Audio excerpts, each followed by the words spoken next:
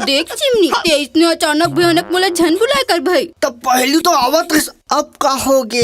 ई के बात अलग रही से। ऐसे जब ले सरपंचिन बने ही ना, हाँ। काम बुता बाढ़ गई है। हाँ? घड़ी घड़ी चाह बनाए पड़थे। ऐसे बस तो ईमान से बुता के मारे लस खा गए हो दही में। हाँ अच्छा दादा, तब बैठ, मैं आवा था। ले एला खा। एलन टहु खा ले। ओ खा।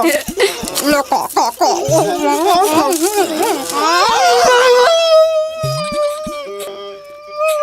जबनी लगता है भागियम पहुंच गया। चबारी को लाना चुचर देता।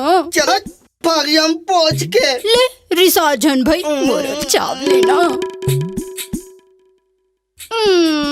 बोला अभी नहीं चाबा, बिहार के बाद कल कलाटे चाबूंगा। और ते आज काम में किसने नहीं के? छुट्टी मार दो भागियम पहुंच के। छुट्टी? हाँ? मंडल कहूँ जान पही तो तुम घुन घुट्टी के दैया बना दी।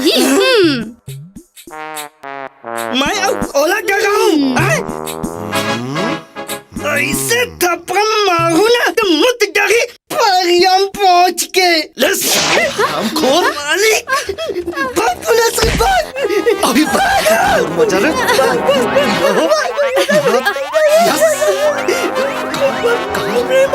बहुत मस्त चढ़, साले चाबी मारा बोला था।